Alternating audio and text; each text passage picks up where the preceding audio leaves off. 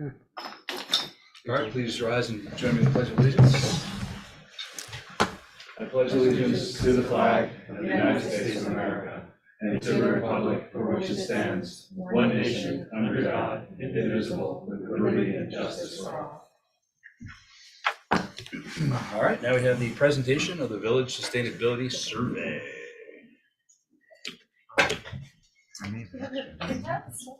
They all have copies. Yep.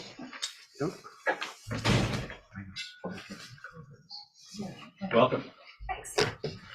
So as you know, we sent out a sustainability survey to the community. 140 people responded. The three top priorities, you can see the whole list of priorities if you go to the next page and how they were ranked. But the top three were parks and woods stewardship, pedestrian and bike friendly streets, and energy efficiency. And I'll talk about those in a second. People expressed the desire to engage their kids in educational environmental activities and to volunteer. Those were top priorities. And then 96 people signed up to participate in some kind of activity. The number one being composting, and 2 and 3 being garden upgrades and maintenance. So I can talk about those more in a minute as well. We gained some new volunteers for the various committees in town: Climate Smart Community, GPTF, Fine Squad, Irvington Woods Committee. I'll be connecting those people to those committees now. And various expertise were shared because I asked people what they might be able to help us with. And it was everything from landscaping to biodiversity policy, solar, and PR. So all of this is really just building up our understanding of who can engage, how, and when. Many specific suggestions were given, which were helpful, and I'm incorporating those into the particular campaigns that we'll be rolling out. So the takeaways, first, I want to send out a newsletter to the village, really just summarizing what happened in this and going through the top priorities with resources, opportunities to engage, links. I'm beefing up the Eco Irvington website, if you can pull that one up. And I don't know if you guys have all been there or not. I built it actually before I took this position, but I have done a lot of work on it since. I'm constantly adding to it. And if you just want to pull down some of those menu headings at the top, you'll see there's now a whole section for under climate. You'll see landscaping, and specifically there's a subsection for devoted to landscapers with the idea of creating educational resources for them. That's one of the big issues that's coming up this year with the ban on electric leaf blowers in December. We want to make sure to engage everyone effectively in advance of that. And actually, to that end, there's a fantastic workshop coming up next week, and Larry just sent out the letters of registration for the landscapers and encouraged them to participate in this free catered event for landscapers with all of the demos on electric equipment. It's a fantastic opportunity. And there's more. We also emailed them as well. So we sent out their renewal information, but we emailed as well. So, yep. And then for bike and pedestrian friendly streets, which was number one for a long time, I've created this little video in the way, but if you go over to the right. Yeah. I know, there you can see. Sorry, it's under there. Safe Streets was under climate. You were there in the first place. If you want to click on Safe Streets, we know there's just a bunch of stuff in there now, educating people on all the work you guys have already done to create safer streets, adding sidewalks, which I think a lot of people don't even know. How often you guys are rolling out improvements and projects that are already in the works and underway. And if you scroll down further, of course, there's the big Route 9 Broadway campaign, which people will have the opportunity to engage in when it reaches next steps. Irvington Woods Committee and Park Stewardship, I was just talking to CJ today, actually. There's so much incredible work already happening in the Irvington Woods, really just so many campaigns. I think most people have no idea. And so the main way I want to work with them is to help get the word out, frankly. They're just achieving a ton, and they don't, they engage people in terms of opportunities to come, go out and pull weeds and stuff, but they don't really show what's being accomplished. And it's actually incredibly impressive how far we've come in the woods. And so I really want to help with that. Composting, I met with Paul Feiner, just really quick updates on the top priority issues that came up from the survey. Greenberg is not interested, they want a grant to potentially pick up food waste from all the houses But that doesn't look like it's actually going to be what happens for the villages. They want to do it for the unincorporated parts of Greenberg and not for the villages. But I am talking to Hudson Compost, who have done a big promotional campaign in Dobbs Ferry through their de-waste program they're doing right now, offering a discount to enroll and to sign up with their services, and also to explore a potential pilot program with the idea of ultimately offering door-to-door pickup in the village, which is something that I think people are going to start demanding more and more as New York City rolls that out for the entire city. So that's we can talk about that more later. But yeah, Charlotte, do you or Larry have any more information on why Greenberg is backing out of what they, it's three of more what you stated they were going to do? staff. I mean, that's what he told me. The grant is for the truck, but not for staff, and it would be an additional 3 people to include the villages. Is really the main thing. It's a budget issue. Yeah, we, and Charlotte has more up-to-date information than I do, frankly, because the program kind of just died, or was put on pause, because I think they got the grant right before the pandemic, and then they didn't do much of anything with it. And we had understood that it was going to include the villages, Right. and that's the last they left it with us. So it was new information for me. So I'm certainly, we'll report back to the village officials committee so they're aware of it, Right. and we'll see if we can get any more clarity on that end. I wouldn't have expected you to get more clarity on your end No, as to but why. thanks for letting us know. But, 'cause Yeah. We But maybe were the led to believe Yeah. that it was coming. Yeah, so, And that's not to say we couldn't help try to manifest that. well, and that's what I mean. We can work it from the mayor's side of things, so Yeah. see how that goes. I mean, I think both villages are clamoring. Yeah. So those are the main points that were the sort of top priority. But I will go through all of these issues to some extent on the website and in upcoming newsletters. And we're actually, there's a whole news section on the site as well, which is mostly from Rivertown's Enterprise. They've done a ton of great environmental coverage. And so now you can find it all in one On the place. news, yeah. Um, Sorry, the way the screen's set up. Yeah, I'm you can't sorry. see it. Anyway, I'm going to create a blog as well. So there'll be tons of opportunities for people to learn about what's going on and how they can engage. Right. So I just wanted to put it to you if you have any thoughts or questions before I send it out to the rest of the village.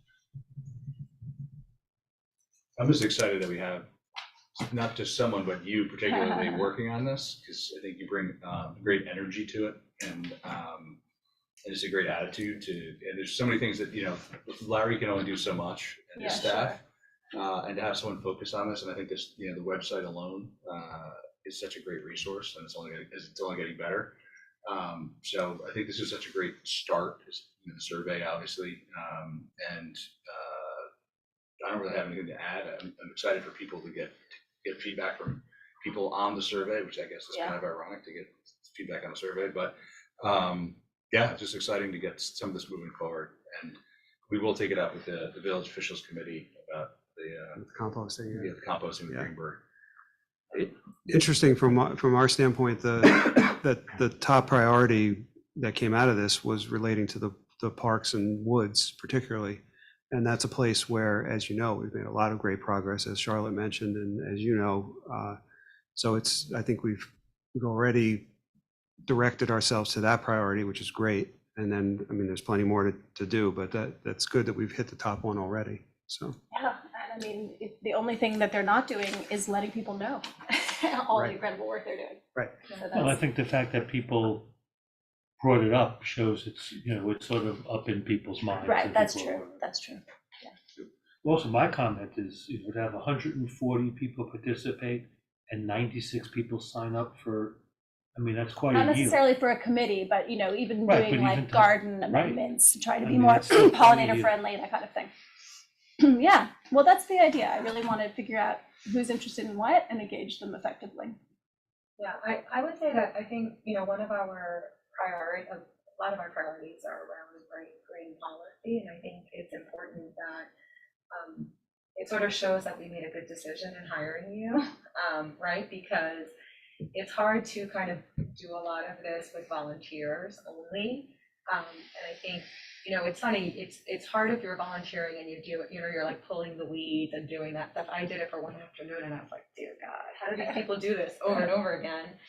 But, you know, when you're doing that, you're not necessarily thinking about telling people about it, and, you know, so it's like the people who do it sort of know it, and then the rest of the village is not that informed about what's happening, but I think the education piece, the website is important, and it'll help to attract other people, and it'll help us to accomplish more. So, you know, thank you, Charlotte, because I do think, you know, this is a very, very good hire on our part. Well, what's really incredible is to We see- did a really good job. We did a Try not to break our arms. We did a good job, Larry. There you go. Let's send out a survey about that. Thanks. Okay, well, thank you. Yeah, thank Thanks so you. much. Yeah, Really great. appreciate it. Thank you. Thank you, Charlotte. And also, I think Larry mentioned it, but if we wanted to kind of have a regular, Update? yeah, so I don't know, like maybe quarterly, whatever you kind of, whatever makes sense for you, like, Yeah. especially because, you know, a brief 5 or 10 minute at the beginning of a meeting, I think is fantastic, so. Right? Let us know. And maybe more often as appropriate, right? Yeah. There's campaigns and things like that. Absolutely, yeah, so just let Larry know and we can get you on Oh, the yeah. agenda. We talk all the time. Perfect. Sounds good. Like my new best friend. I know, right? On to announcements. First, we have a check over $25,000, Pacific Trans Global Construction, dismantling of the clock tower scaffolding. In the capital fund, that was $65,140.90. I think that's probably the last of the big ones from That should that be, yeah. project. I Yeah, hope that- anyway. By the way, that's not an addition. That was in those numbers that we showed you the other night. We're just getting around to paying the bill properly. Next, we wanted to highlight the meeting date change. Because of the school break, our second meeting of February isn't until February 28th, which is a Monday. Tu- That was Tuesday. Tuesday, you're right, it's Tuesday, it's the Tuesday. last day of February, actually. Because Monday night is the ARB or something. Monday night's ARB, yeah, which would have been difficult juggling. Right, so it's Tuesday, February 28th, just kind of an odd one. We don't have a lot of Tuesday meetings, but No. this is one. Then my last announcement, I just wanted to thank the Irvington Police Department, the Irvington Rec Department, as well as the DPW for their response Friday night. It was, I think, a little bit unexpected with the amount of wind and the amount of damage we had, but we had a pretty severe like tree damage that took down 3 utility poles, a transformer, there was a transformer fire, so thanks IFD as well. And then even I would like to thank Con Ed. I think that they were actually very well prepared. They under-promised and over-delivered on the restoration time for just about everybody, but I believe 7 houses. So I think there was a couple hundred out initially. We had a lot of a lot of seniors that potentially were going to be very cold, and of course it always happens on a freezing cold night. But both the rec department and the police department kind of put their heads together, and this room was going to be kind of a warming center because the senior center was without power, the library was without power. You know, it was just great how it kind of organically came together. Joan from the senior center reached out to the kind of most at risk, and we were just prepared if anybody needed anything. Luckily, we didn't, but it was just nice to see how quickly and how stealthily we kind of figured out something when we had a couple things stacked against us. A longer range, we are working on getting backup power generator at the senior center. Yeah. But it's you know, we just did a bunch of work there and just taking a little more time, but we know it's an important thing to have. A cooling center in the summer, warming center in the winter. Unfortunately, that is on the waterfront, so we might be wet, but Yeah, the hopefully with, you know, a more normal emergency than like a Superstorm Sandy or something, it'll be a great resource to have. Right. Yeah, the cooling center would not happen on an emergency generator. Heat can happen on an emergency generator, but not the cooling. So if there's power out at the senior center, that's not going to be the cooling location, but we'll have other backups, you know.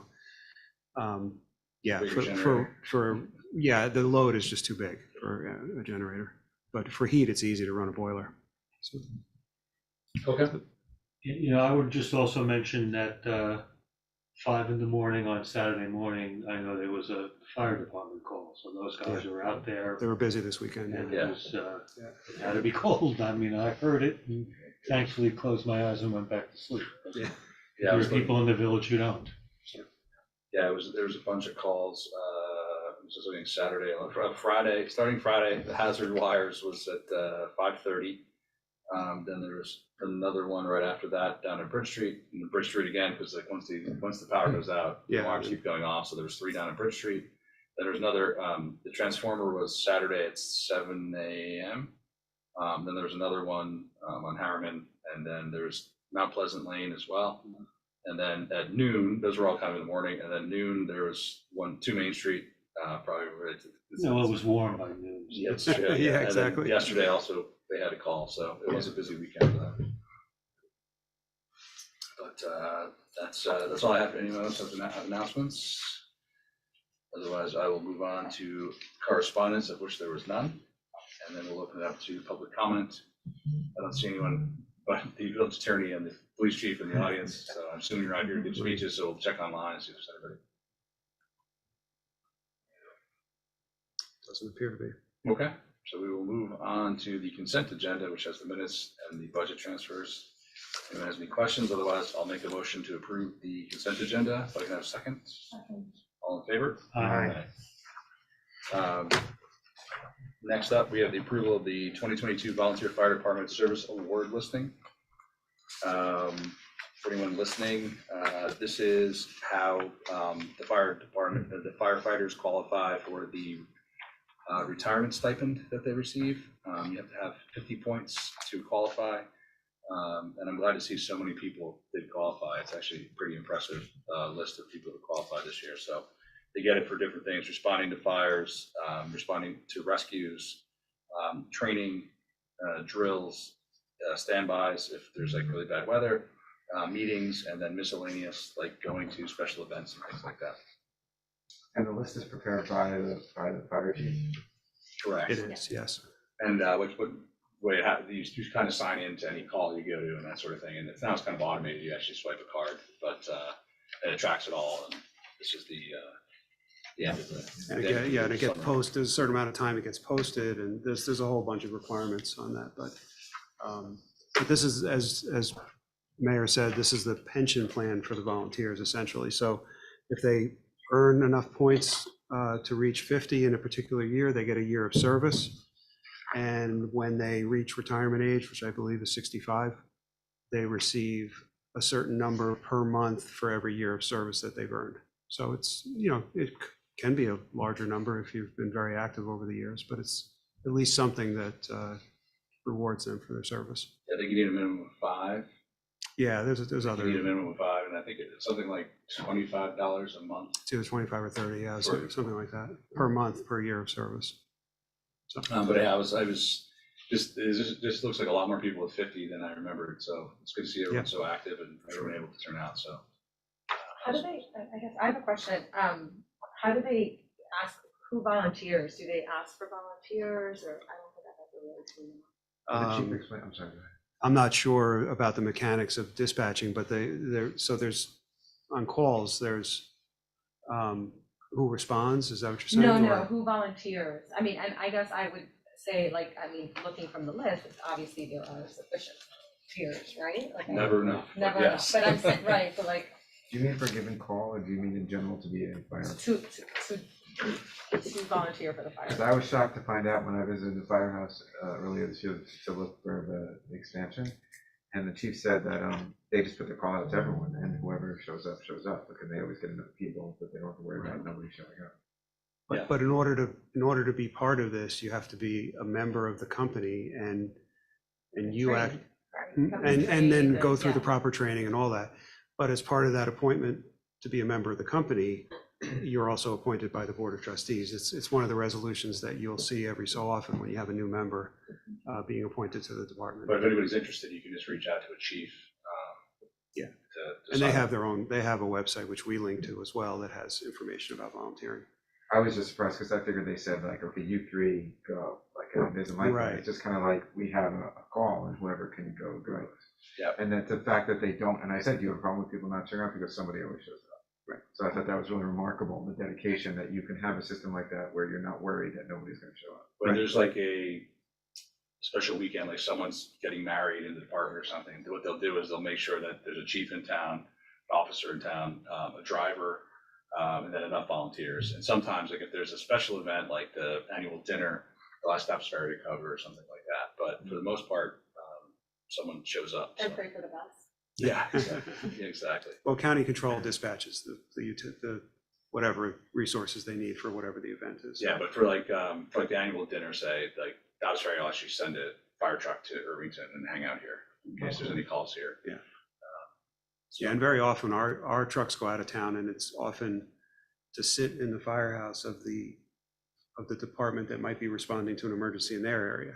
So we see on our pages, Brian and I also get those, and we see other towns show up, like Elmsford and Dobbs Ferry.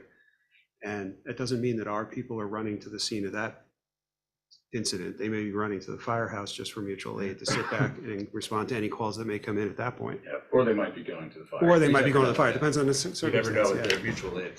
On the 28th, the fire chief will be here presenting his budget, so you're more than welcome to, I can ask him. of course, yeah. You would certainly But know, it have just a better seems answer like than I would. Like a good list, is what I'm noticing. Yeah, it's a very, I'm very impressed with how many active members they had. Brian with your big Zoom. As my goose egg, I feel like I should have gotten the one because I went to a funeral but anyway, I guess I didn't sign in. I think the chief is counting on your level of activity to go up, so. That's Maybe. right. Resolved to approve the 2022 service listing for volunteers of the Village of Irvington Fire Department to be used for the length of service award plan as detailed below. I'll make the motion if I can have a second. Second. All in favor? Aye. Thank you all for your continued service. Next up, budget workshop, police department. Okay.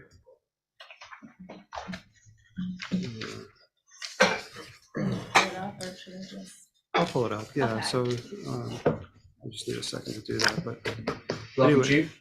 yeah. Just going back to Friday too, with the storm and the powers.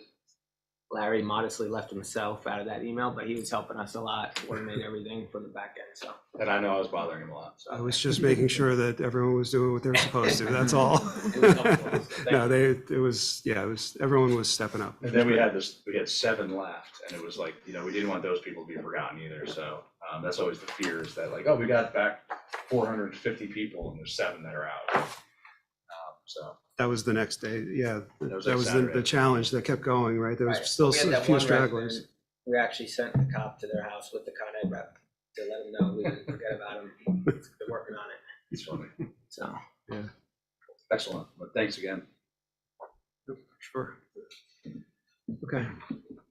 I'm gonna pull up the spreadsheet that I think was in your packets, but.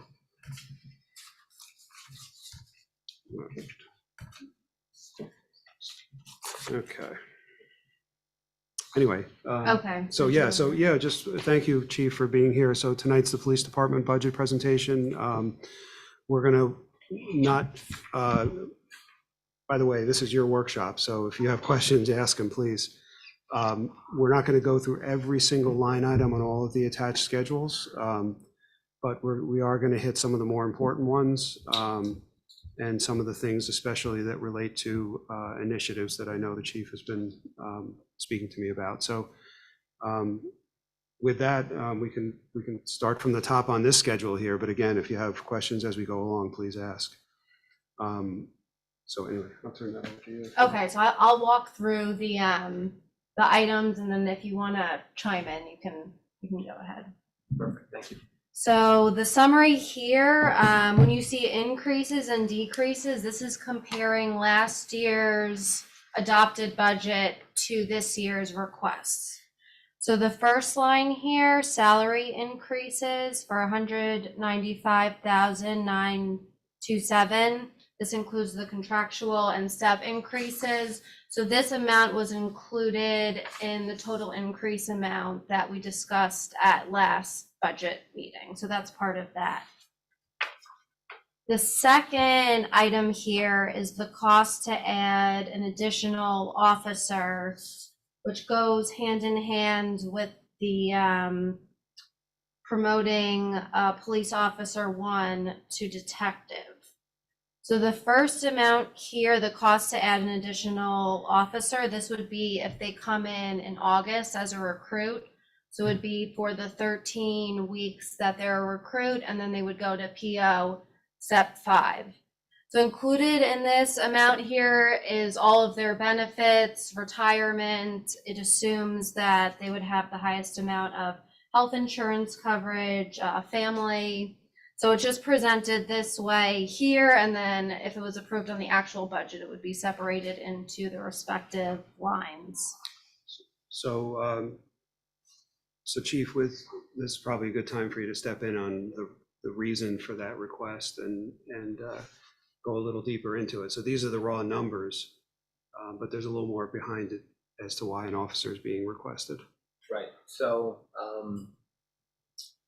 I identified an area within the department, that's not operating, to the level that I feel is necessary, to give the community the service they deserve. So I just want to start by explaining our current staffing level, which is 23 sworn officers.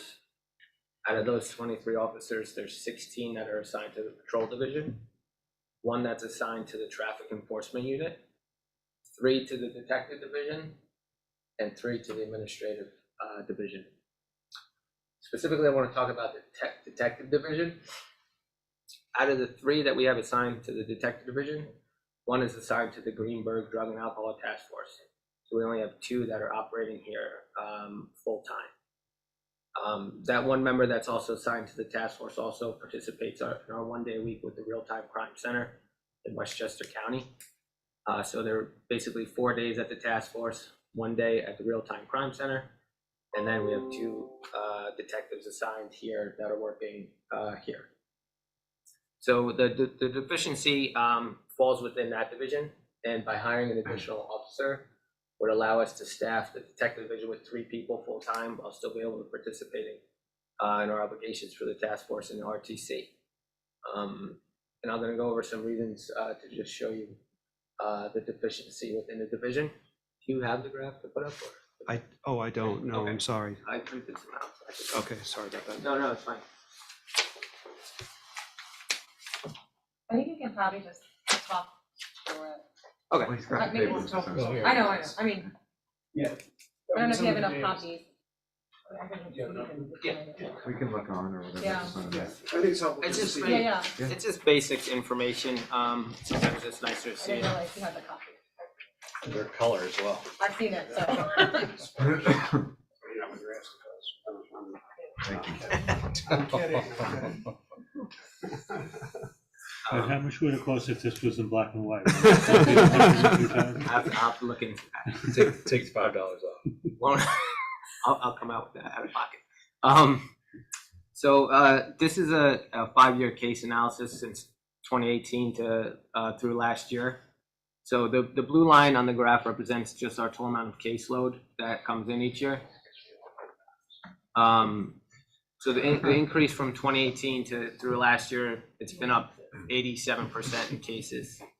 Over that same period of time, the arrest rate's down about 22%. And the case closure rate kind of remains about level throughout that time period.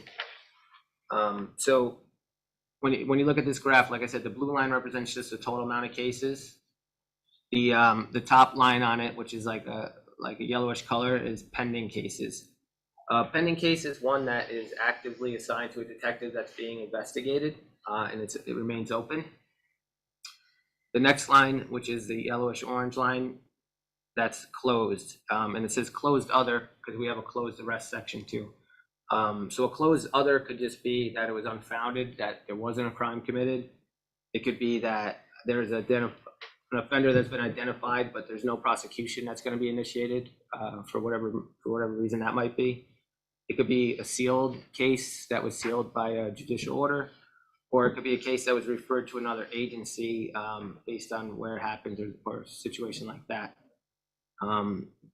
Suspended cases, which is another important line on here that I want to focus on.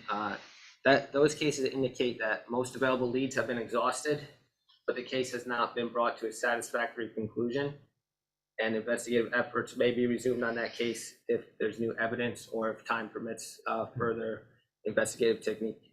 So you can see that that line keeps trending kind of up each year as we go on. And then the green line is just showing that the amount of cases that we close by arrest. So you can see over the course of those 5 years, the amount of cases, not quite doubled, but nearly doubled. And with only 2 people assigned to the division full-time, their caseload basically doubled over that period of time. So each detective is working on 80 to 90 cases a year instead of 40, 45 cases a year previously that they were working on.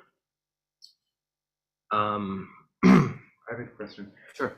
What kind of cases do you, or feelings? Is it like the internet scam kind of thing, or? So yeah, I actually anticipated our caseload to actually decrease with some changes, like the decriminalization of marijuana. We would have roughly 30, 40 cases a year that we no longer have. But even with that, our cases are increasing, and they're increasing because basically what you said, there's bank fraud, check fraud, identity theft, stolen vehicles, vehicle break-ins. It's a combination of like those 5 categories that are driving our case numbers much higher, and it's not really slowing down. So The reason I asked, because I had a feeling that was the answer. So is the new detective going to have kind of special expertise in that area, or?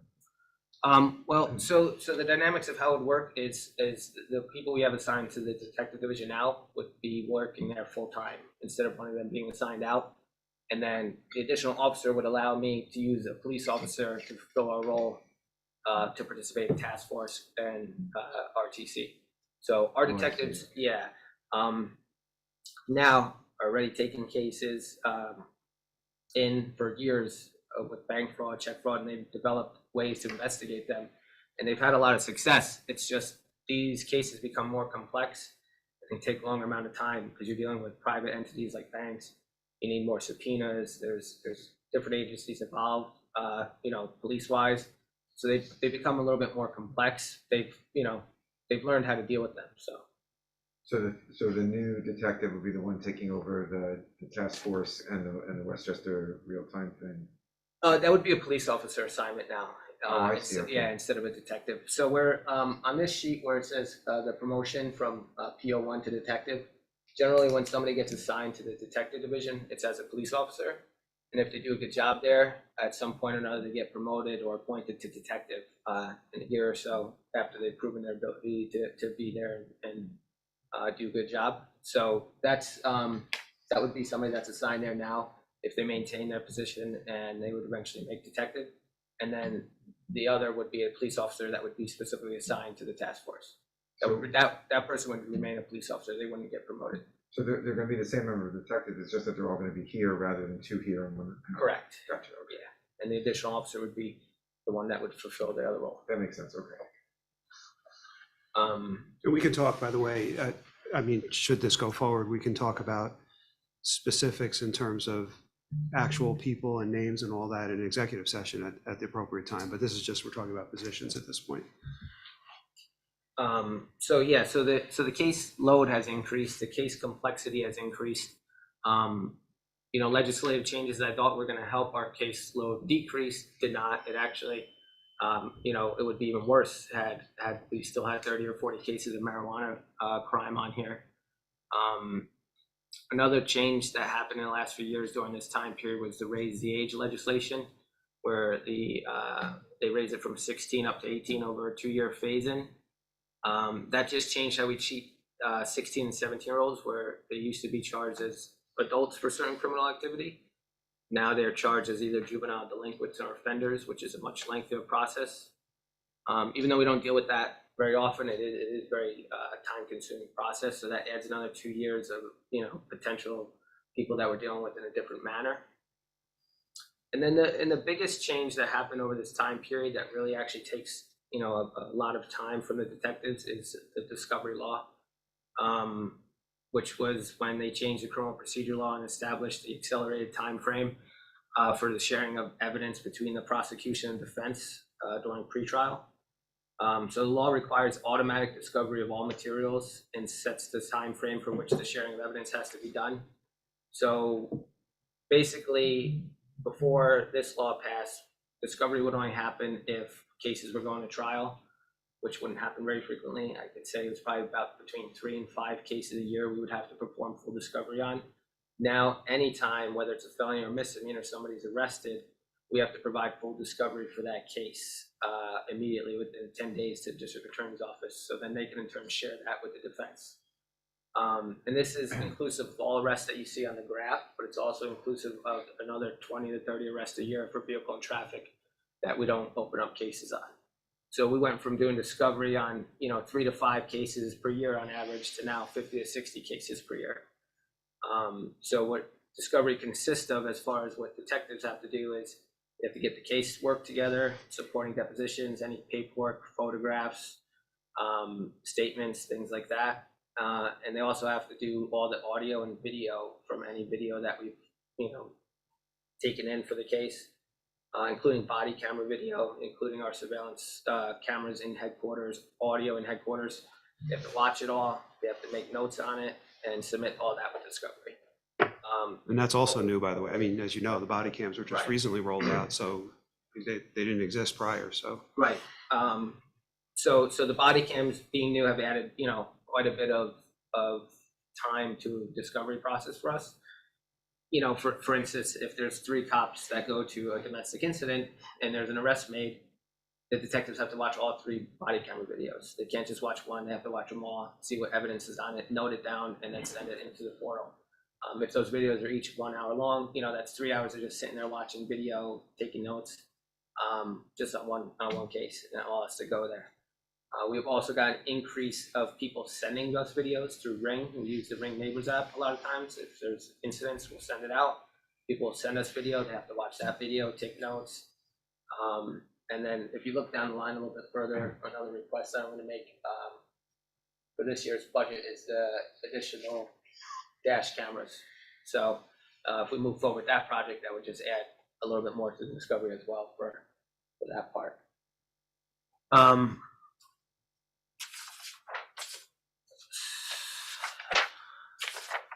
So when you take the additional caseload on, and then these changes that take a lot of time, and the change in the complexity of the cases, the detectives really have to prioritize and kind of triage these criminal cases based on the severity of the crime, but as well as the solvability factors for each one.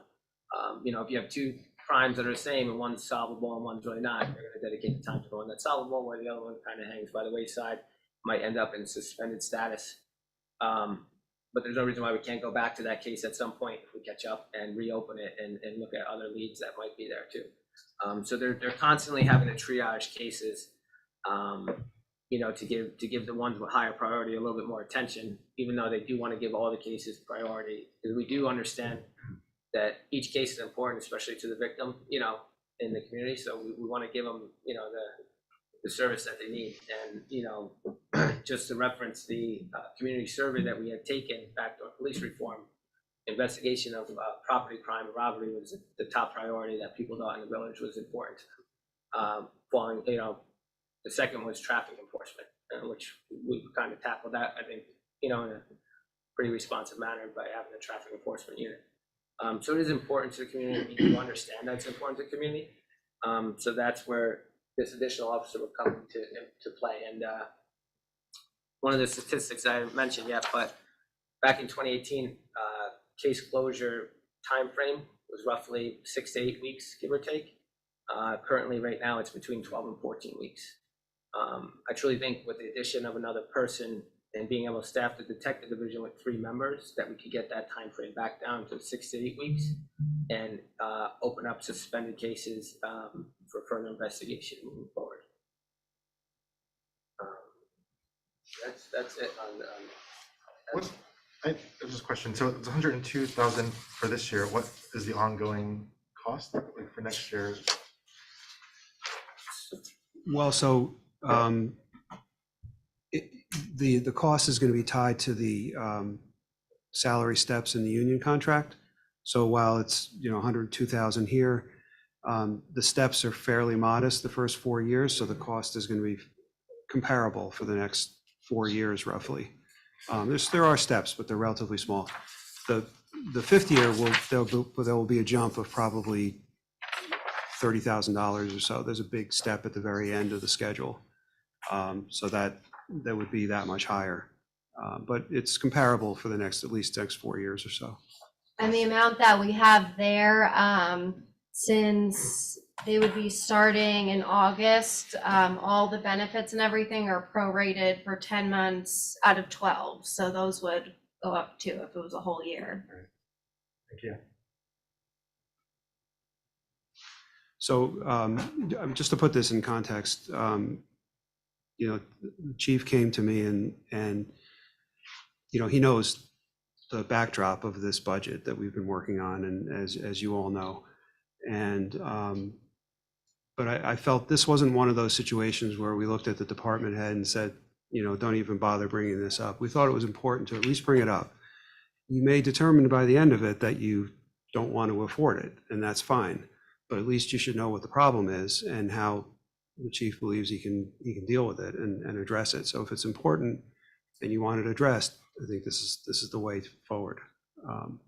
So anyway, I just want to put it in context for you. That's it. We didn't invite all of our other departments to submit new staffing requests. Let's put it that way. Okay, but the chief identified a problem and wanted to have a chance to raise it. Any other questions on that specific topic, or? I kind of breezed through it. I mean, I think the only thing I'll kind of the next couple line items, the overtime, with one additional officer, what does that do to the overtime budget? I know the detective division's different, but does it allow you some flexibility when like someone gets sick or hurt, or like how's that work? It wouldn't necessarily change like the staffing of overtime shifts out in patrol, because it's done, you know, through the contract how it has to be done. The only, you know, savings might be is if we have the personnel in the detective division, like detective overtime, that where they were staying to investigate a case where, you know, there might be more coverage where somebody would be on straight time, regular duty to be doing that. You know, that might, you see a decrease there. But as far as patrol overtime goes, which is the bulk of the overtime, because when a detective's off, we don't fill that with overtime, only patrol. So it wouldn't really make too much of a difference in that part. Okay.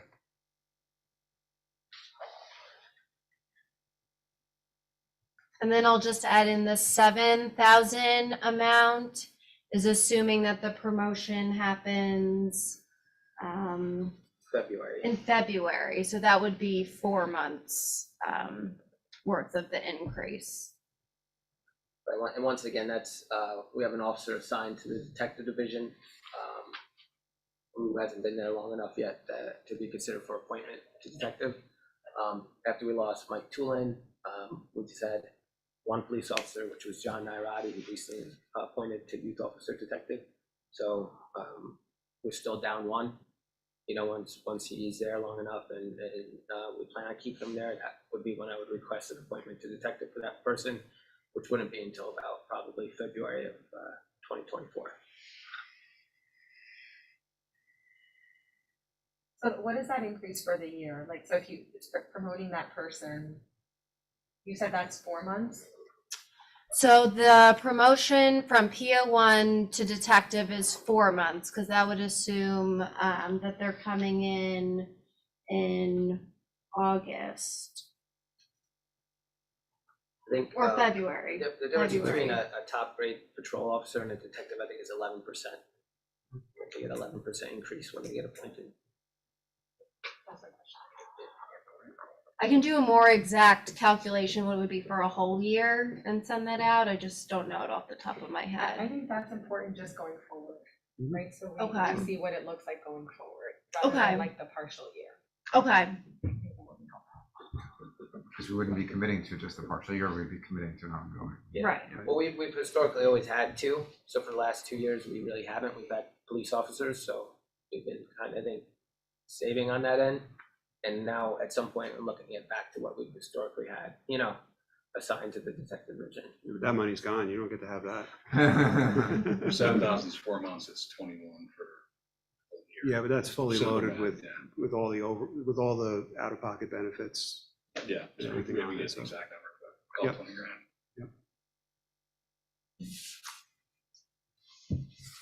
Okay. I'll move right down this line here. Cost of a sergeant promotion. So Right now, in the makeup of the patrol division, we have 5 sergeants assigned to patrol. 3 are on night shifts and 2 are on day shifts. The way our 12-hour schedule works, by having 3 sergeants, we have no openings where there's no sergeants. So on day shift, we only have 2, so we have a patrol slot that has an opening where there's no sergeant assigned. When there's no sergeant assigned, whoever the senior patrol officer is contractually gets added title pay, it's called, where they get paid as a sergeant anyway for that day. So we had a budget line there for out of title pay. If we make another promotion of a police officer to sergeant, we will have no shifts that are unstaffed by a sergeant across the board, days and nights. And we'll be able to reduce that out of title pay to nothing. And I think the number that's up here is that difference of the total, the difference between that package. So not only would it give us more supervision, but once again, referencing the survey that the police officers took back during police reform, one of the things they talked about as far as supervision was that, right here, too many shifts are unstaffed by a supervisor. The department wants to hold officers more accountable, but refuses to staff tours appropriately with supervisors, which is frustrating among members to the IPD. So, by changing that and making another promotion to sergeant, we will have 0 shifts that don't have a supervisor, and we'll have more supervision within the department for that additional cost. And we wouldn't have any police officers receiving out of title pay then. Be able to eliminate that completely for now. So that 3,500 is the difference between, And that would be for the But the whole current- year. That one's actually Yeah. for the whole but the year. current out of title pay is, and Correct. So the promotion minus the out of title pay equals that number. Correct. Right. For the whole year. Frank and I were talking, believe it or not, it's right around the time for the surveys again. And now we Yeah. heard that Yeah. too, Mike. Yeah, Hard to if you can believe. believe it. Yeah.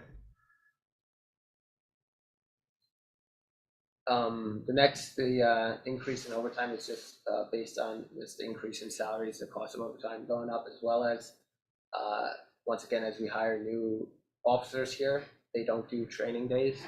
So that's the training days are 2 free days that officers are required to do per year. But the new contract as of January 1st in 2019, anybody hired after that date does not have to do those.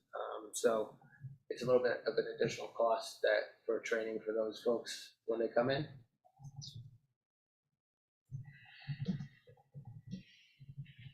The increase for longevity on you sick, I think Katie calculated that just based on. Yeah, that's contractual, so that goes up by length of time on the force and percentage increase in salaries. And this number here was also included in our total increase number discussed at the last meeting. So, Sorry, I don't, go ahead, Larry, please. I know what unused sick is, but longevity, I don't think I know that term. Is that So it's written in the contract after an officer has served a certain amount of years, they'll get a 1 time a year longevity payment.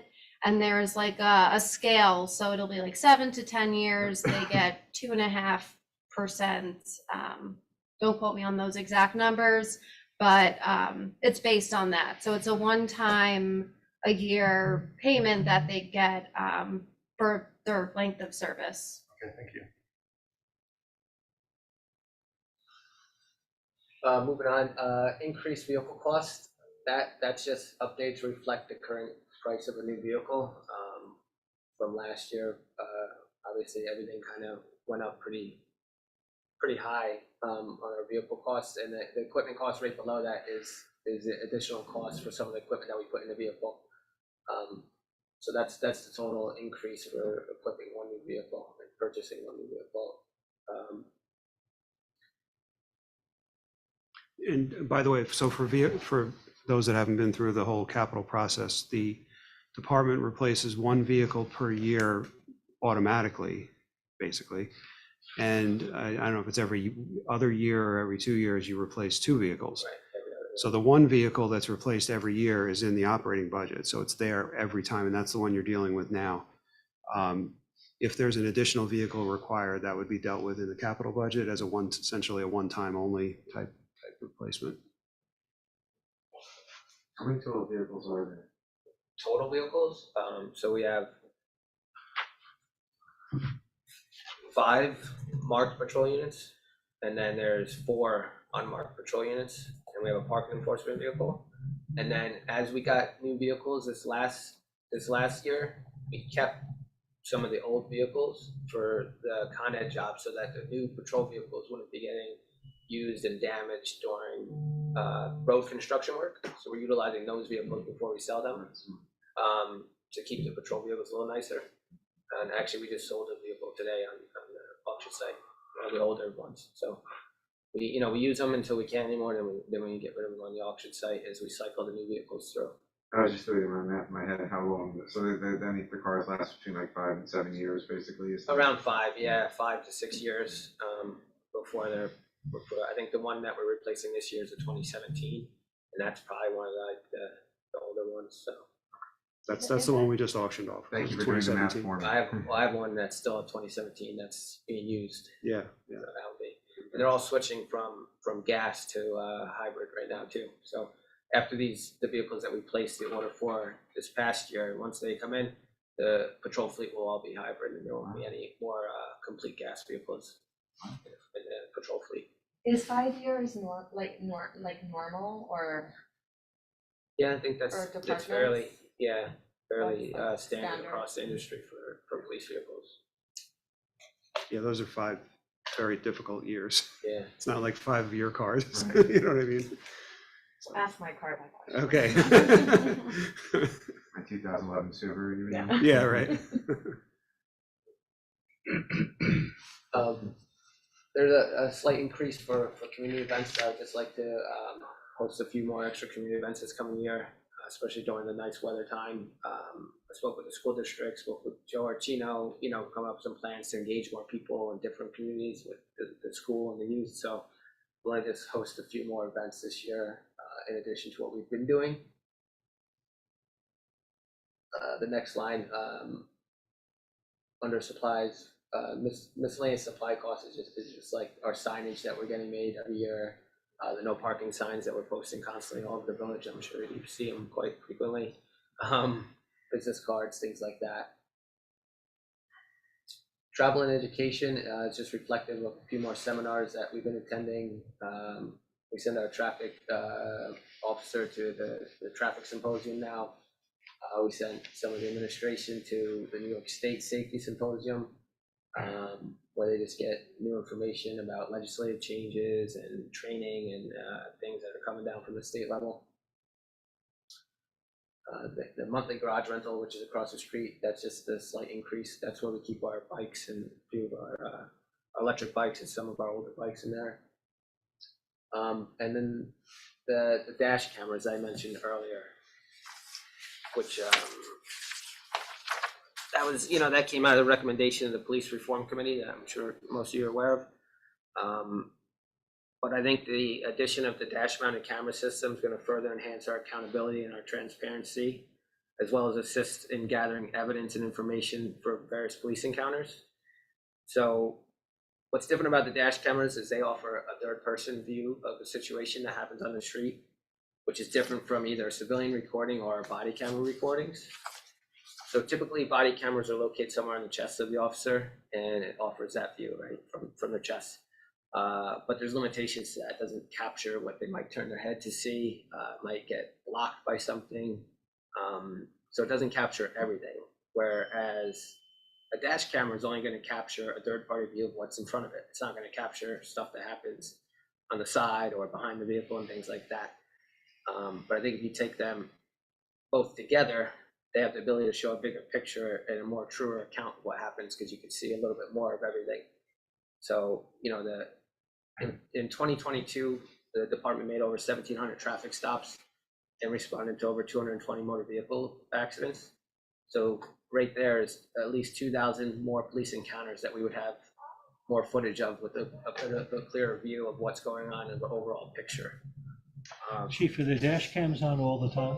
So how they operate they are on all the time, but they're not recording all the time. There's different things that will trigger recording. The officer can manually put it on. An accident will trigger it. If you put the lights on, it will trigger it. If you put your body camera on, it will trigger it. You can set it up to trigger if you open a back door. There's all these different ways you could have it go on. And what it does is similar to the body cameras. Once it's activated, it goes back 30 seconds. So it will capture that. So, and it also includes a rear compartment camera. So it's a camera that they put into the vehicle. So you have a video of the rear compartment. So when we're transporting somebody, whether it's a suspect or a courtesy transport, they would be on video as well. So in theory, if we were to implement this, you would have somebody that was in our custody on camera, basically from the time we made contact with them to the time we released them from headquarters, because it'd be on the dash camera if it was a vehicle stop, be on the body camera, be on the inside of the car camera, and then our cameras in headquarters until they're released. So, you know, with minor exception, you know, in certain parts of the department that aren't recorded, but they would be on camera basically the whole time, which, you know, I think if you add that with our body camera initiative, you know, will increase our transparency and accountability with the community, build trust with the community to a greater extent. I think it's when we watched the body cam footage when there was that complaint from that citizen, remember? And it starts out when the officer's in the car, it's essentially the same as the dash. But once he got out of the car, you lose all, like you said, it's now first person. There's no third person at all. And it's because we only saw it inside of the person, not of the officer. Right. And it is a different view. Yeah, it shows, you know, it shows things like body language that you might not see otherwise, stuff that happens off scene a little bit that you might not otherwise see. So, you know, I think they both have the pros and cons. And if I had to pick one or the other, we did the right way first by getting the body cameras. But I think if you couple them together, they bring a real clear picture. So, like I said, we had, you know, 2,000 incidents last year that it would definitely help for. And who knows how many other ones that it would, you know, kick down for, whether it was an accident or something like that. Chief, our body cams have to be turned on, right? They don't turn on automatically. So we do have certain ways that they do turn on automatically with drawing a firearm, our tasers. If you take your taser out and put it on, it'll activate it. So there is instances where it does turn on its own, or you have to press it, you know, to turn on. So. And what's the, I guess, what is the training around that? Any incident once they start, what are our officers being told? When do they turn So them there's a policy on body camera and usage and what they have to turn it on for and what they don't have to turn it on for, and they've all been trained in the policy. And compliance has been great. So.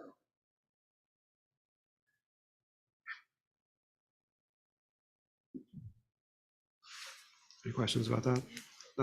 So that number that's there is really subscription based, and that's the way the body cams are as well. So it's not a matter of one time only, get the cameras installed and that's it. It's really subscription based, which is maintenance and cloud storage of all the video and access to the tool that allows you to review the evidence and extract the evidence of the video and all that. So it's a whole big package, but that's the annual cost of subscription. And I think that is it roughly fixed over 5 years? Yeah, that's completely fixed over 5 years. So it's that amount over 5 years. And then after that, we would look at whatever the renewal contract is. Yeah. So it's for all the marked cars and unmarked cars? Just the marked cars, yeah.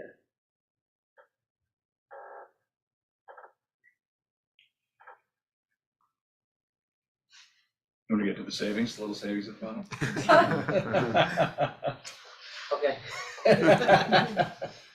Pretty big number, I mean. Yeah, just those few little things you see there, just some odd end things. And then our computer servicing company implemented a program where we're going to replace 4 to 5 machines per year moving forward on a rotational basis. So we started that this past year. I had someone take a little bit deeper look to see if we could skip a year and, you know, push that off for at least 1 year, just to save a little bit of money there. And he said he thought we could, so that's where that part comes in. And then the voice recorder, which we've handled already, so. That was pretty big.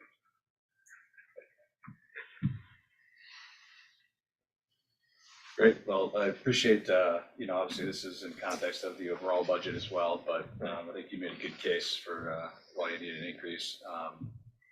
And we'll see what we can do when we get all the other numbers together. Thank you. I don't have any other questions for, I think you did a good job of explaining everything. So Katie, of the 345 on the bottom line, how much of that was not accounted for by the numbers that you had shown us earlier? About Okay, 127,000. so it's So that would be basically- on right, top it's of. basically the 195. salary increases, right? Yes. Yeah, yes, the But not first the line, 195, not the 195. No, but that the one other was side. in there, yeah. The new officer. 195 Yeah. is in there, and the longevity unused sick. Those Right. two lines were Mhm. in the previous big ones. number.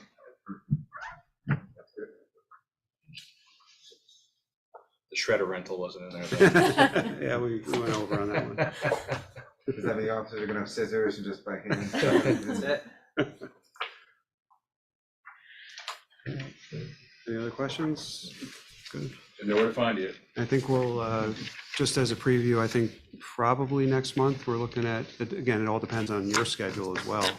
But we'll do an update of, on some of the reform items that Chief can update you all on. Great. Yeah, and obviously, if there's ever something you want to talk to us about, just let us know and put it on the agenda as well. He knows where to find you too. Yeah, exactly. Discussions about Black History Month and Madam C.J. Walker Plaza naming ceremony. Thank you, Yeah, thanks so much. Yeah, thanks, Chief. Might hang out there for the rest of the meeting. Want to walk off camera? I think there's kind of a couple things here. One is just, kind of acknowledging Black History Month. And Arlene put together a great statement that we want to release. I don't know if you want to read it, I can read it. It's really Oh, it's released already? Okay. Okay, I thought we were doing it after the meeting, but it's okay. No, that changed around Okay. midday, but yeah. But it's funny, I didn't see it come out, but We already got a response from Jeff Kerr with some PowerPoint slides, so. I thought that was just unrelated. I thought that was responding to the agenda item, but. Nope. I thought it was a great statement. I'm glad we did because it was out already. But, I think the second part was, we've been talking about, we've actually already officially renamed Madam C.J. Walker Plaza, but we haven't put up any signs because we were hoping to coordinate with the new owners of Villa Luara and do kind of a street renaming at the same time. But now that we're, I don't know, a year and a half later, we kind of want to get that piece done. There was just a rally there the other day, and it would have been nice to have the signage up already. So I think that, while we could continue to push it off and wait, we'd like to try to get it done. So, get that one piece done. And, and I think Black History Month is a good time to do it. Larry and I were getting our calendars out, and unfortunately, there's not a lot of great days. It's the shortest month. Yeah. And School break. we have basically this week, next week, then it's school break week. So I think for me, the only days that really kind of make sense are the 27th or 28th. Because, to get kind of everything prepared and that sort of thing, I think it'll take Larry a week or so. Well, yeah, I mean, it's obviously not this week, and frankly, I don't think next week either. Right. Yeah. And Because then I we don't think want to do it it's, the week of school break. yeah, We then, could have our meeting out there. Yeah, that's what I was saying. Or We do even it better, before why our don't we do meeting. it before the meeting? Yeah. And just come in. so that's the Yeah. 28th then. Yeah. Yeah. That makes sense. So we try to get it at like 6:30 or something, maybe. Yeah. A little early. 6 to be safe? Yeah, let's, It's tough, so I'm in the city, but Oh, yeah. 6:30 then. Yeah, I mean, you have to start thinking of what the ceremony is going to Yeah. consist of and who's Yeah. going to participate in it, or is it just a board? Is it just a board thing? And, I kind of thought about it, like, again, it's, I guess it's 1, 2, 3 weeks out. It might be hard for some people to make it, but I think we can do it again. Do like, we're obviously we're gonna have a temporary, I think there's, well, not obviously, I think there's gonna be a temporary Yes. sign, so I can't make it that quickly. So when we can always do it again, and we can always, even when we get the official sign, we shouldn't hold up putting that there either. But, and we can always have a celebration again when we have if like people can't make it, that Tuesday, I just kind of want to get the signage up. I think it's important. I think we kind of debated that a little bit Yeah. as a board, that it's important to get that up. So I think, we can still, if we do, when we get to the street renaming with the, Bill Lamara folks, or even if we, and again, I think that's almost one of those things where if we come around again and it's, you know, kind of maybe Juneteenth, maybe we just have to redo the naming as well, of, you know, Fargo Lane as a second name. And Larry actually brought up something interesting, which I thought was a good point too, is we could put another street sign out here, either, you know, this way or both. Or both. You know, just kind of having a sign, not just the one on the wall, which I think that's how I have always envisioned, you know, kind of what Larry said in the email, is the kind of upper right-hand corner of the extended wall, to put the sign there. That way, if you're in the plaza, you can read it. But I like the idea of putting signage up on the street pole as well, to, you know, in a kind of a bright way, to name it as well. So obviously that, I mean, we probably can't get that done for the 28th, but Juneteenth? Yeah, no, I don't, yeah, street signs are a little tricky, but, I mean, I could look into it, obviously, I would need to, but, they'll come from Greenberg, right? yeah, but I mean, I can get, Right, if I can do it faster somewhere else, Sure, I'll do sure, it sure, somewhere else, you know what I mean? Yeah. I just can't guarantee that. I think it's okay to do several things, right? I think I think the legacy of Madam C.J. Walker is something that largely went sort of under the radar here in Irvington, and I think it's something that is really exciting for kids. Like, it's funny, right? I have a 9-year-old and a 14-year-old, and I remember learning about Madam C.J. Walker because my older daughter somehow, I don't know what she read, and then wrote a report. And now this same thing with my younger daughter is writing a report because she's super excited, right? And like, it's down the street from our house. So I think it is something that we should be proud of. It's a great example for like our kids, and something that you know, can really justify multiple celebrations. And then, you know, related, I mean, in Juneteenth, but also the Vinnie Bagwell statue is almost ready. And so that is going to definitely be ready for installation in the spring. We're meeting with the district. So, you know, and I think those things speak to each other. You know, we've talked about that before. Madam C.J. Walker's parents were enslaved, and it is a great story, right? Like what she was able to accomplish. So I think I'm happy that we're doing it this month. I think Black History Month is a good time to celebrate accomplishments, and look, we're very lucky, right? We have a pretty historical figure, accomplished person to celebrate locally. Who chose Irvington to put her house in, you know, so it was, and yeah, I think we also, I mean, there's also May, which was the anniversary of her death. I always forget which May and December. December is when she was born. Yes. Yeah. May was when she died. So we could also, if we have the street signs by May, we could do, I mean, I think we can continue it. And the sign to me just feels like unfinished business from when we did the actual resolution. So Right. we just getting that done is, we do have some ceremony, but it doesn't have to be the ceremony or the only ceremony, so. The other thing that's super interesting, which is another thing that went out, which is, you know, the first licensed Black architect in the state of New York built Villa Lewaro. So, you know, that's another very interesting, important piece of information about Irvington history. Yeah, and I think it's great that, I mean, she went out of her way to find that person. Yeah, it's like, it was such a cool story. So, okay. Yeah, Larry's like, Larry's- so what am I doing? No, I love, no. Make it happen, make it so, number one. Wait a minute. Yeah, I thought- How would be the night they came in with the application? I don't know, Yeah, might be. yeah, that's true, the That'd be all right. Villa Lewaro folks may be here. Oh, for that meeting? No, they said they're renewing, yeah, they're gonna renew their application for the special permit.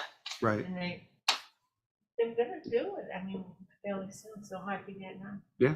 Actually, it wouldn't be bad to let them know that this. is Oh, I going on would- at night. I intended to, yeah, I Yeah. mean, that's why I needed a little bit of notice, just to Sure. at least Yeah. let some Right. people So I know. think- That would make them be here. Yeah, right, So the timing, I think Larry's question was, I think the timing, we So- have the 28th. yeah, 28th, 6:30. 6:30, and if the ceremony, if there's a limited number of people that are going to say words, then we'll have a meeting at 7 o'clock in here. Yeah. If there's more people, and I don't know who's available or what you want to do, but if it's more people, then it's okay to start this meeting at 7:30, you know what I mean? It's not a big deal. Yeah. You know, that's the day of, I don't know if it matters, but that's the day of the special election. I guess it doesn't matter, does it? Oh, it does matter. That's in here, right? Yeah, We can't have a meeting that night, though, right? We could have the dedication of the plaza, it's gonna be busy too. That's right. Good thinking, Mitch. thank you What's the special election? for Mary Jane Shipsey county seat. legislator. Oh, yeah. I see. Yeah. Also on the birthday of birthday. Our own David Memorial of Irvington. Yeah, Yeah. Boy, that puts a damper on things. yeah, because this room's gonna be filled, right, with voting machines? Yeah. Yeah. Not necessarily with voters, but with. No, probably not voters. Yeah. Okay, so. And there's no, and we can't relocate them because they're, No, it needs to be handicap accessible. and we have obviously. to move our meeting then, right? Yeah. Or cancel our meeting. Can we relocate our meeting? Yeah. that's- Yeah, it's just hard, it's just hard because of the filming and whatever else you do remote and all that. We don't have the infrastructure anywhere else, so, We can figure that out in the next place. sure, yeah, no problem.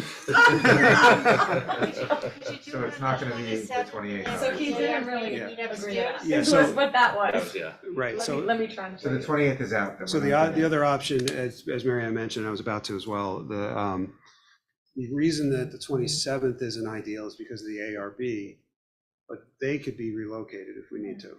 You know, we can figure We'll something swap out. with them. Yeah, we can figure something out where they're relocated to a different location. So the board meeting's not gonna be the 28th, is that what we're Well, saying? no, I mean, that, yeah, That's the that's part. it. The dedication we could do. I mean, it wouldn't be great, but, Yeah, no. but the 27th, yeah, the board meeting is the problem. We can't, yeah, the hard part is the board meeting, actually. I imagine we can't make the 27th, and be flying back from the school break the 27th.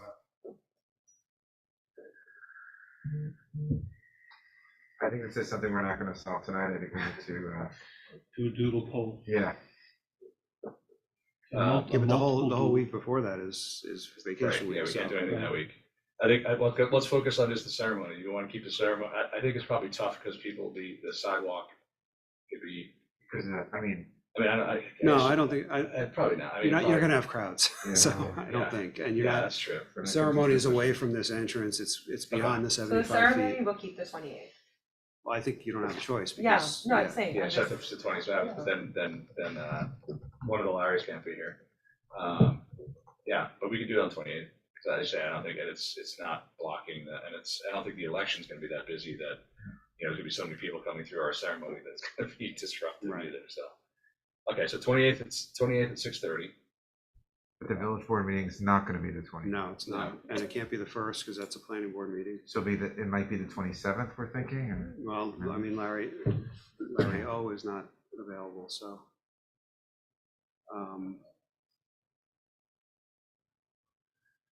I can't do the second. I was just gonna say the second. Yeah, Oh, boy. then we'll figure it out. Let's get back to the ceremony. Yeah. We'll worry about the meeting later. The one thing you can control, yeah. Yeah, the copy on the plaque, to me, Madam T.J. Walker Plaza is kind of what I always envisioned just for this piece. And if we want to have another, to me, that's just the one plaque that goes in the upper corner. And if you want to do another plaque below it that has, you know, maybe your picture on it, some of the stories, whatever we want to do, I think we can spend more time working on that. But I think I like the name to just be plain in my estimation, because to me, that it just stands alone. And so to me, it also says that Madam T.J. Walker stands alone and the plaza naming and that sort of thing, so. So you have to forgive this is the location you're talking about? Yeah, I was thinking a little bit more to the right and a little higher, but yeah, close enough, yeah. Wherever whoever has the good eye puts it, but yes. I just thought a little further away from the big plaque. And maybe like on the same, like, you know, starting at the same. Height, Yes, Yeah. I agree. In fact, when I looked at that, I saw, yeah. I mean, this is really just so you could Good. start thinking about where to put it, but. And in my mind, it was a little bit smaller, but that's fine. It's not, in my mind, a little bit bigger, only because relatively speaking, otherwise it looks, you know, that plaque is very big. That's a huge one, yeah. That's, It's huge. Right, but also I like the simplicity, especially against all the Yeah, all writings that. on the- Yeah, no, I agree with the Especially- simplicity. And I'm I also think thinking if we put a scale. plaque under it, Oh, yeah. to me, it's like if you have a upper I don't right-hand think you would corner. put a plaque there with that, because that would look very strange with the other one. I think it depends. I think when I was out there, it looked very different than this picture. well, this is tough because this plaque that's here is tremendously heavy and Yeah. it was built, the wall was built to take it. it's not just screwed into the stones, that there's a base that was put in there, and, you know. I don't even know if we want to put a plaque under it. I mean, we might want to put something else somewhere. Yeah, I think that there's two issues. There's something that has like writing on it and stuff, but then there's the one just naming the plaza. And I agree with Brian, like a simple. And big, so you can read it from far, like, you know. Yeah, but that's why I say, I think that has to be a little bit bigger than it is, but maybe it's just, that's not a good picture. But I also No, think it's just, it was just a blob to. I also I think, mean, no Yeah, criticism. no, not at all, no, I don't think it's Yeah. good either. Yeah, because I think it'll really pop when it's like just Madam C.J. Walker Plaza. I think, you know, and it just, you'll just be able to see it from far away, as opposed to that one where you can't really. What is that? you can't even read a close-up. I have to use It's my just fingers. so- on it. It's so heavy. Yeah. I tried the other day. It was very hard. There's a lot of words. It's a lot. All right, so I'll take some measurements out there. I get the relatively speaking, a little bigger than what that relatively shows. And I think when it moves, And higher. when it moves Right, higher and a little further to the right, Mhm. it also stands alone more than Yeah. that plaque. Right. So, It's for people to see along the sidewalk. exactly. Yeah. I think the only debate is we need one on each side of the wall, but. Well, the outside isn't part of the plaza, so like I'd rather have it be what we were talking about with the street signs on the other side, so whichever direction you're coming from, you'll see it. Yeah, I think that's right. Because if you put it on the other side, it looks like the driveway is Madam C.J. Yeah, it's an Walker alleyway, yeah. Yeah, it's also, it's kind of a weird back, like, that's the thing, but. Yeah, Okay. So that's the plaque, all right, location of the plaque, all right, we talked about that. size of the plaque. We talked about that basically. So, yeah, I'll get it mocked up or whatever they can do for me and send it around and then get it ordered in the right amount of time. Awesome. So we're still looking at the 28th, and that gives me plenty of time, I think. So, Except there's something else going on the 28th as well. oh, gosh. Larry, Thank you for jury bringing duty. that up. Yeah, exactly. So we'll go to reports of board, standing committees, and officers. Larry 1, Well, everyone? you are Larry 1. Larry Junior. Okay, so from the building department, they're continuing to handle a healthy submission of permits for large and small projects. They said they've set an aggressive timeline for transitioning to the new computer system. I was looking at it, and I think there's some different parts, like there's a different section for building, code enforcement, and then planning. And so I think the first one's end of March, it looks like they're scheduled for, and then I think early May, it looks like it should be all wrapped up, which is exciting. The assistants and building inspectors are starting their required continuing education Wednesday and Thursday this week, and will finish up March 8th and 9th. And I got a note from the Tree Preservation Committee. They're recently comparing their application numbers, and in 2022, they handled 77 permit applications, which was significantly down from the 100 plus in recent years. Not sure why, if it was fewer storms, increased awareness of the value of trees, or just good luck, but it is great for the village because it means we're retaining the canopy at a higher rate, and that's good for us and good for our sustainability. That's it. Doc? Just a couple of notes from the fire department. One, members trained last month on bloodborne pathogens, and upcoming trainings include department physicals and building construction. And the fire department urges residents to check smoke and carbon monoxide detectors, especially with cold weather upon us. More than just a few notes from Irvington Rec. Teenscape registration begins for both sessions on March 7th. Day camp online registration begins March 22nd. Again, these are online through Community Pass. Extended hours are returning this year for day camp. Applications for summer camp and Teenscape positions are available. For day camp, contact Maureen DePauli. For Teenscape, Mike Donato or Angela Thornton. The department will start accepting rental requests for Senior Citizen Center starting on March 1st. Building will be available in April. Park requests will be available mid-March for dates starting in mid to late April.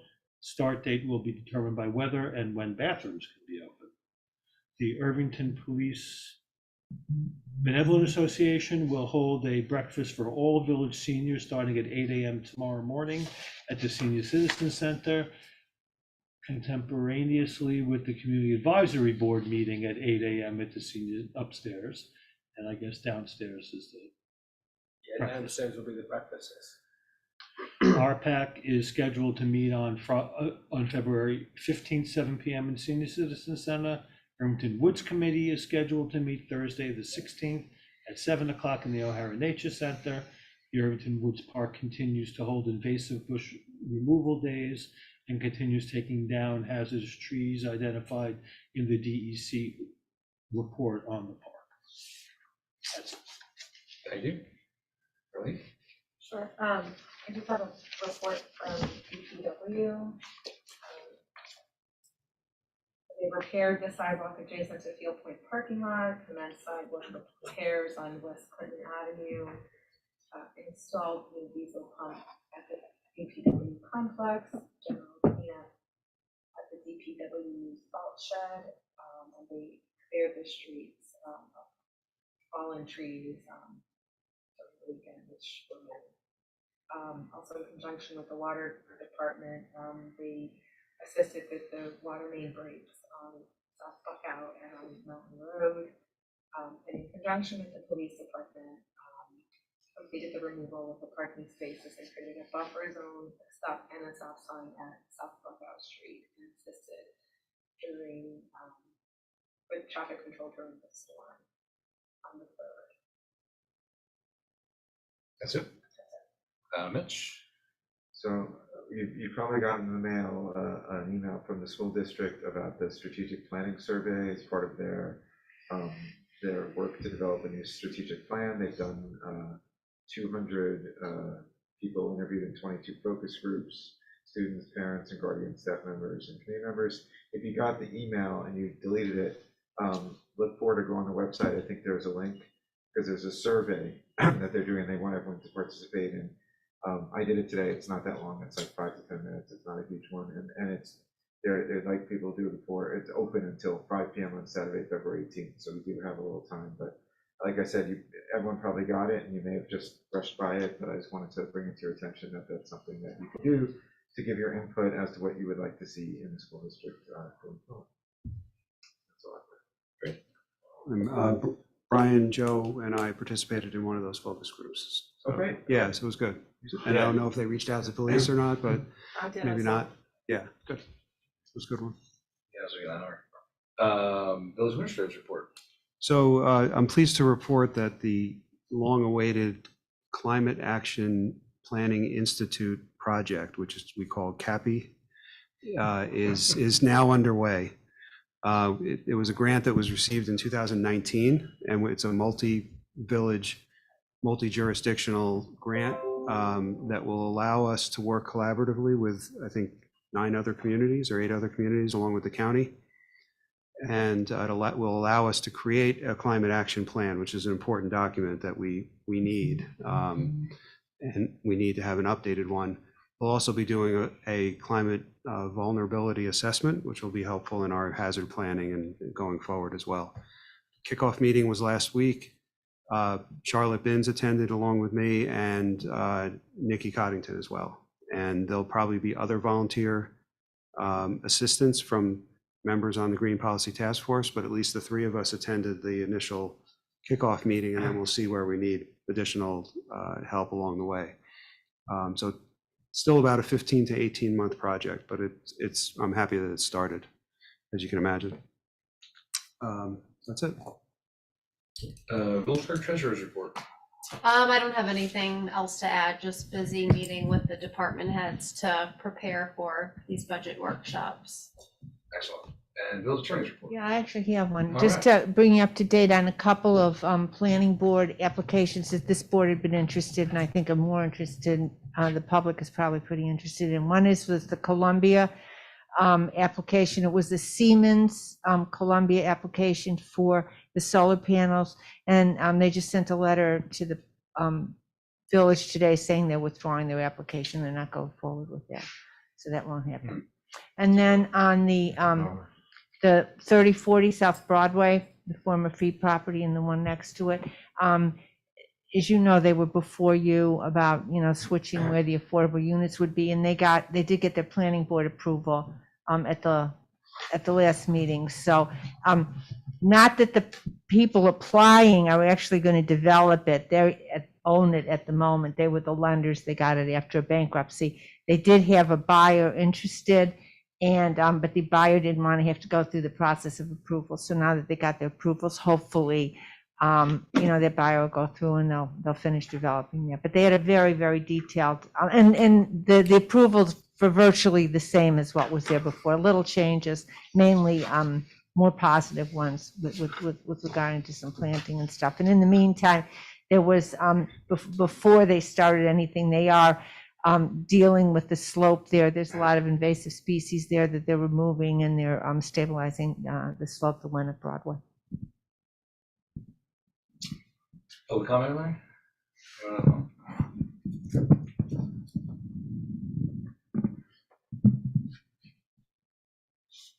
No, there was a comment, well, we do have one here, Peter Bernstein. Hold on.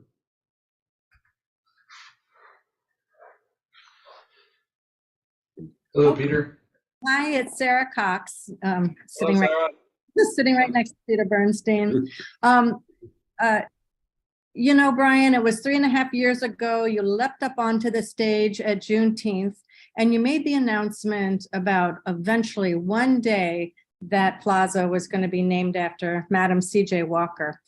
And, it was like thrilling. It seems so far-fetched. It seems so, so sort of different, and everybody was sort of looking around, and it was exciting. And just to think, just 3.5 years later, it just feels right. And it just feels, the time is here. And I just want to applaud you and our trustees and Larry and everybody just for making this happen. I'm really excited and very happy about it. So that's all I wanted to say. Thank you. I like that take rather than the long overdue, but Just a mere thing. thank you very much. Pandemic later. Yeah. Thanks, Sarah. I blame Larry. Yeah.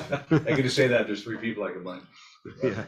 Anyone else, Larry? No, there was a comment, Peter Bernstein made a comment during the police budget report, and I'll just report it to you as if it was done in public comment. Could we use lower paid staff for traffic control, especially with all the construction? It seems like lots of police time spent on traffic control. So I don't know that you have to answer that tonight, but that's the comment that's passed along, so. I do believe that overtime is reimbursed.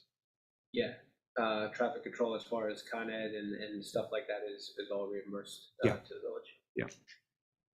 So the traffic patrol is obviously, that's our initiative, and that's not going to be done by a lower paid Oh, you staff. said traffic. No, you said traffic control, but I'm just suggesting that the other traffic work that you do is certainly not going to be done by a lower paid staff, right? Correct. Okay. I guess that's it, Larry. That's it. Action items, Madam C.J. Walker Plaza. Yeah. Meeting schedule. Yeah, But yeah, nothing, yeah, nothing important. Yeah, so no, we'll take care of that. Okay. And I will make a motion to adjourn if I can have a second. Second. All in favor? Aye. Thank you. Oh, Larry, just before 8:30. You're still keeping your streak alive.